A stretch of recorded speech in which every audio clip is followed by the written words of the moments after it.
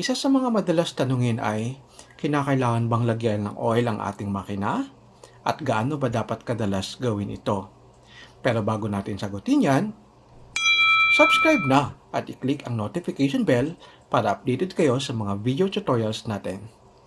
Salamat!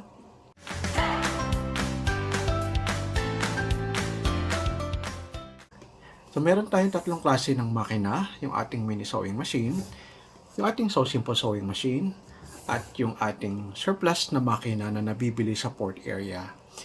Meron ding nabibili dito sa may Taytay ata, at meron din nasa Cebu City. So, ayun. Para sagutin yung ating katanungan, kung kailangan bang lagyan ng oil yung ating makina, ang sagot, depende sa klase ng makina. Pero sa case ng mini sewing machine, wala pong butas na pwede nating patuluan ng oil. So that means hindi advisable na nilalagyan ito ng oil kasi ang component nito sa loob ay plastic. Usually ang nilalagyan ng oil ay yung mga parts ng makina na bakal.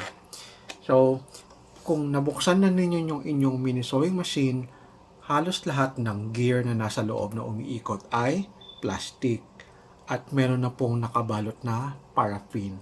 So, yung mga ganitong klase ng makina, design siya na hindi na kinakailangan ng oil. So, again, ang pag-oil ng ating mga makina depende sa klase ng makina. Alright? Yun yung para dito sa mini sewing machine. So, sa ating So Simple Sewing Machine,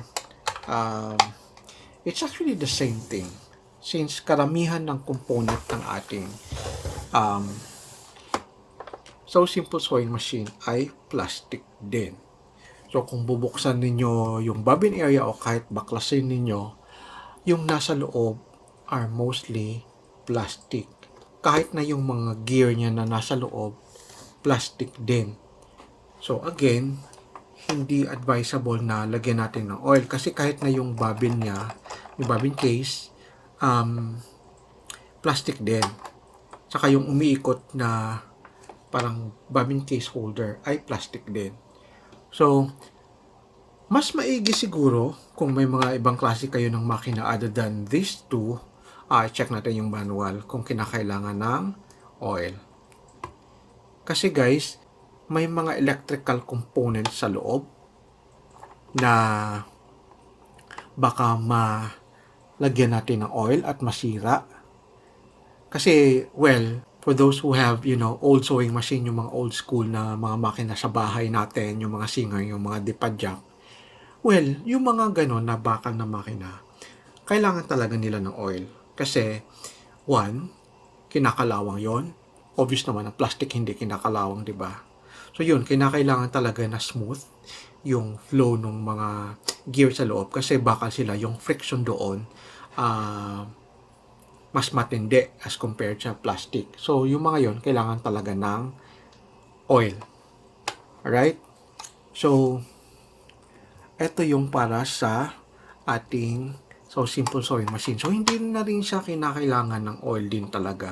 Kasi same thing din sa mini sewing machine, yung mga gear na mga plastic sa loob, meron na siyang paraffin para pag umiikot sila, smooth na rin.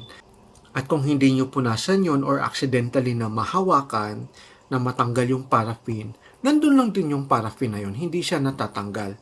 So, hindi na kinakailangan natin lagyan ng oil. Tsaka, pag kunwari nag-troubleshoot tayo, binuksan natin, iwasan natin hawakan yung mga gear as much as possible para hindi rin natatanggal yung mga paraffin na nakakabit sa mga gear na nasa loob ng ating So Simple Sewing Machine. Same thing din sa ating mini sewing machine. Okay, dito tayo sa ating surplus na makina o yung mga drop-in bobbin na klase ng ating sewing machine.